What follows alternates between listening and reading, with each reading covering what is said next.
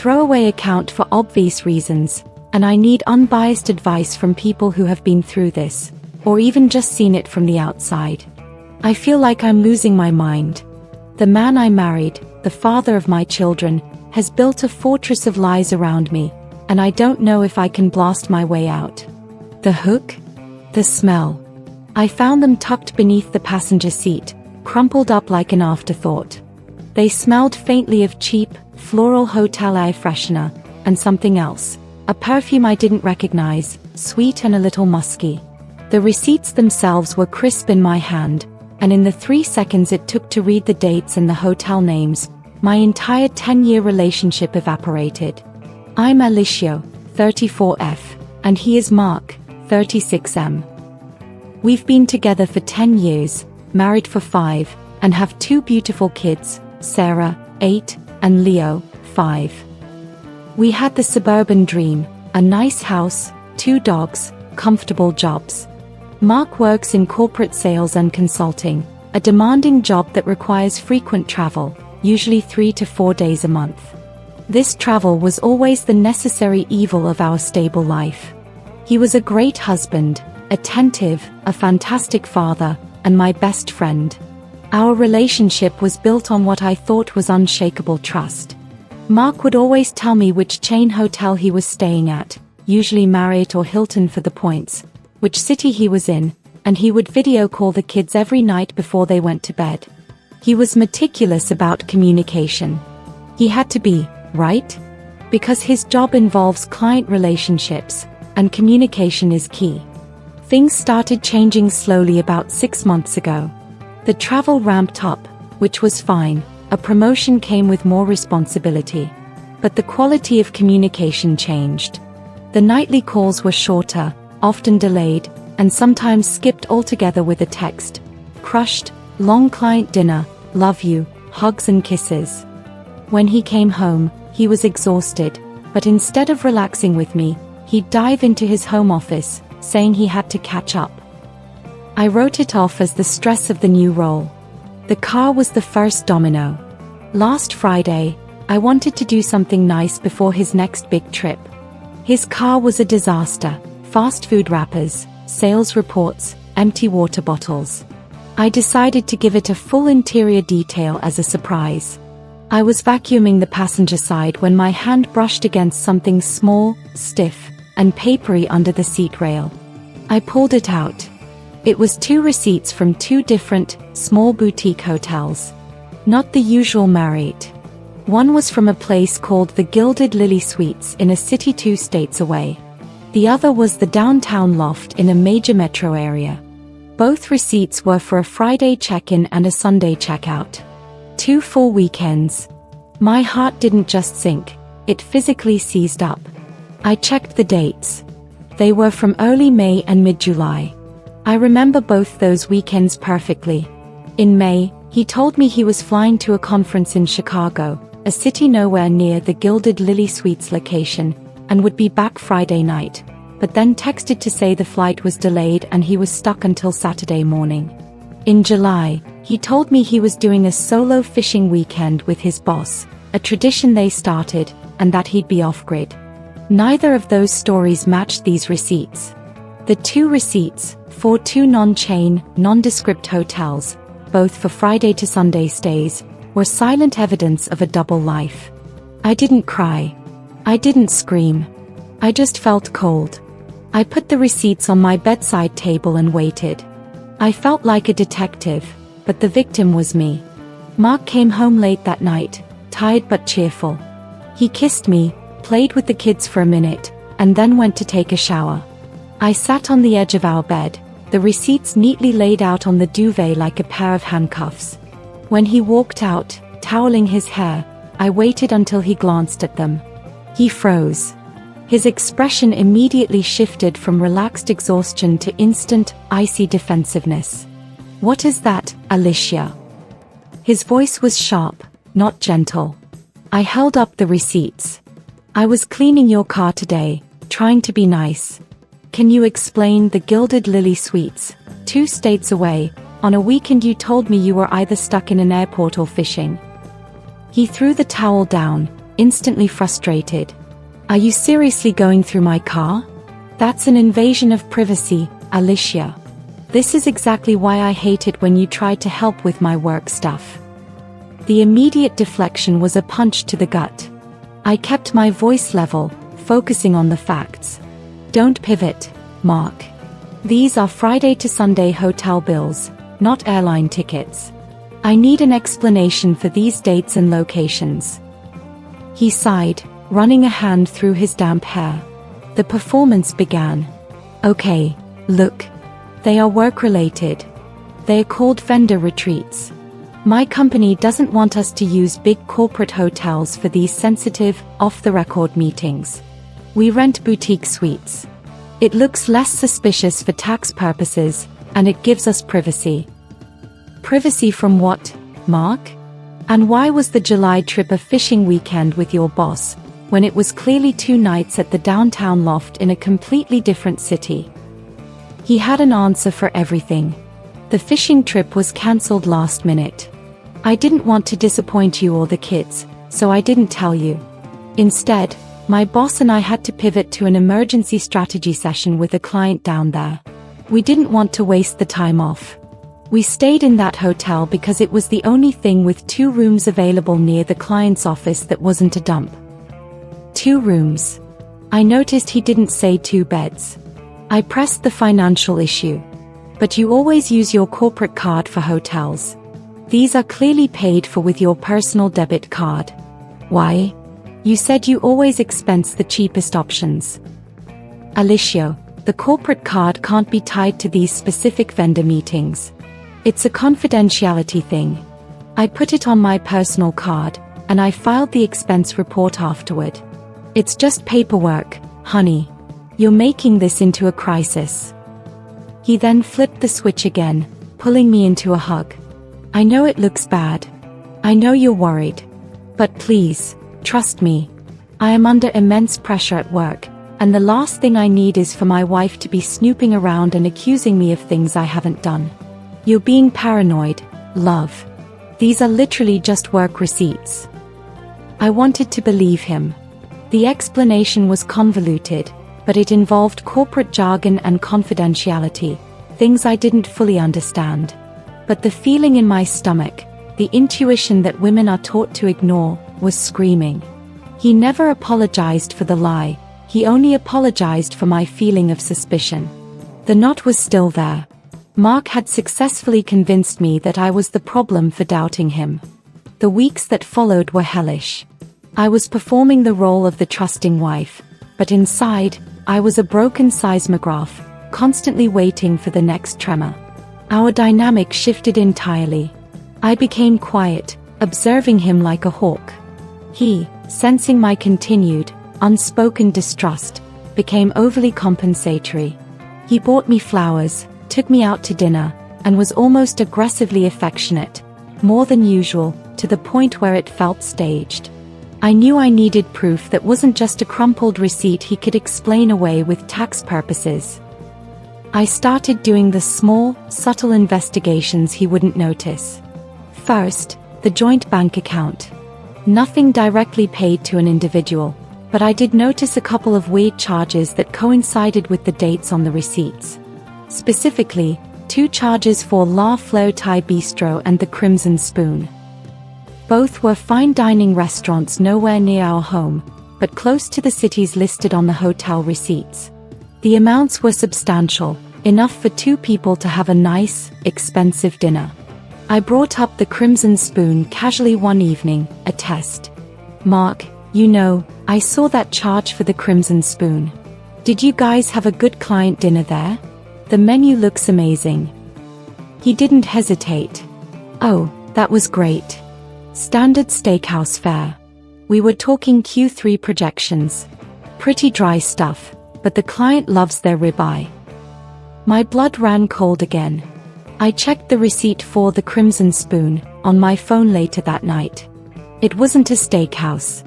It was a high-end, contemporary Thai fusion restaurant. He had lied instantly, effortlessly, describing a steakhouse he probably ate at a month ago. He didn't even remember the details of the lie he was supposed to keep straight. The phone, which used to sit openly on the counter, was now attached to his hand. If he left the room, he took it. He had enabled Face ID, something he never cared about before. I knew his old 4-digit passcode, but when I tried it one night while he was in the shower, it was changed. He was protecting something, and it wasn't work-related secrets. The worst part was the gaslighting. Whenever I looked troubled, he would ask, "What's wrong, Alicia? Are you still stuck on those damn receipts? I told you, you're letting paranoia ruin our happiness. You're pushing me away with this obsession." He made me feel guilty for simply caring about the truth. I started doubting my own memory and judgment. Maybe I was paranoid. Maybe corporate life is that shady. The emotional distance grew into a canyon. We slept in the same bed, but I felt like I was next to a stranger. I couldn't stand his touch, because every moment of intimacy felt like a performance, a cruel joke played by a man who was living a lie. I decided that the next time he traveled, I needed to be absolutely certain. The stakes were too high for a mistake, but living like this was no longer an option. The opportunity came 3 weeks later. Mark had a legitimate, confirmed conference in a known city, Boston. Thursday through Saturday. He booked the flight and the hotel on the corporate card, forwarded me the itinerary, and was meticulously honest about every detail. He was trying hard to rebuild trust, or perhaps, setting a very elaborate trap. On Wednesday night, as he was packing, I played the role of the doting wife. "Let me just make sure you have everything, honey." I checked his DOP kit, the small bag where he keeps his toiletries. I ran my fingers along the inside zipper pocket, the one he rarely used. And there it was, a tiny, hard object hidden inside. I didn't pull it out immediately. I just felt the shape and knew. When he finally fell asleep, I carefully took the DOP kit and went to the bathroom. I unzipped the pocket. Inside was a small, personalized silver keychain, the kind that can hold a tiny photo, though this one was empty. Engraved on the front, in delicate script, was the single initial, S. "My name is Alicia. Our daughter is Sarah, but she's 8 and this was clearly not a child's item. It was too delicate, too mature." In that moment, staring at the silver S, the fragile reality I had constructed around Mark's excuses shattered. The receipts were work, the keychain was a lie. The sheer intentionality of hiding it, not throwing it away, meant it was sentimental. I took a photo of the keychain and put it back, exactly where I found it. I was shaking, but determined. I wasn't going to let him gaslight me this time. Mark left early the next morning. Thursday night, we had a normal, cheerful call. I waited until Friday morning. I waited until I knew he'd had a chance to shower, get ready, and settle into his conference routine. I called his cell phone, trying to sound completely breezy and slightly stressed about home stuff. "Hey, babe. Listen, I know this is random, but did you remember to pack those special cufflinks for the gala dinner tonight? The ones I gave you for our anniversary." I knew he hadn't worn cufflinks in months, but it was a great distractor. He chuckled. "No, I totally forgot those. It's fine, I'm wearing a less formal suit anyway. Why, did you want me to wear them?" No, just checking." "Hey, speaking of packing, listen, did you happen to find that cute little silver keychain I saw in your bag yesterday? The one with this on it? I put it back in your DOP kit pocket, but I didn't want you to lose it on your trip." The air on the other end of the line was vacuumed out. The sudden, absolute silence was deafening. It lasted maybe 5 seconds, but in those seconds, I heard the entire marriage die. Finally, he spoke, his voice dangerously low and shaky. "Alicia, what are you talking about? What keychain?" "The one with this on it, Mark. Don't play dumb. I know you know exactly what I'm talking about. And I know it's not mine, and I know it's not work-related. I need you to pack your bags right now, check out, and come home." He was back in 4 hours. He didn't text, he didn't call. He just walked into the house, his face pale and drawn. The children were at school, thank God. I was sitting in the living room, completely composed, the 2 crumpled hotel receipts and the small silver keychain placed neatly on the coffee table between us. It looked like a crime scene exhibit. "You have no right to go through my belongings," he spat out, his volume low but the anger radiating off him. He was still trying to maintain control. "I have every right to know who the person sharing my bed and raising my children is," I countered, my voice flat, devoid of emotion.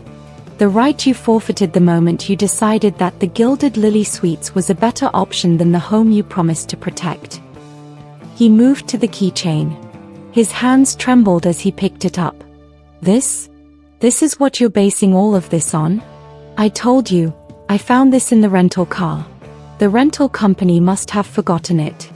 I was going to turn it into lost and found, but I forgot. It was tucked into the zippered pocket of your personal toiletry bag, Mark. You would have had to consciously put it there. And it wasn't the rental car from this trip. You've had that DOP kit for 3 years. Stop lying." I hit him with the Thai restaurant lie. I hit him with the fishing trip excuse. I told him he was insulting my intelligence by inventing stories that made me the paranoid shrew, while he was the poor, overworked corporate martyr. That's when he broke. Not into tears of confession, but into rage. "You know what, Alicia? Yes, I was there. I was confused. You became distant. You stopped paying attention to me. You spent all your time with the kids.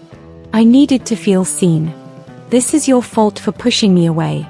You are making a mountain out of a molehill, and you are going to destroy this family over a couple of mistakes that were just casual." He was shouting, blaming me, gaslighting to the bitter end. He never admitted it was a specific person, it was always about his needs and my failure. I stood up. My voice was steady, the calmest I had been in months. "Mark, I don't care if it was casual or a relationship. I care that you built a wall of lies, blamed me for seeing through it, and prioritized protecting your secret over my sanity. I am done. I need space. You will leave this house tonight." I had the luggage I had already prepared for him sitting by the front door, a small duffel bag with a week's worth of clothes. He looked at the bag, then at me, then back at the objects on the table.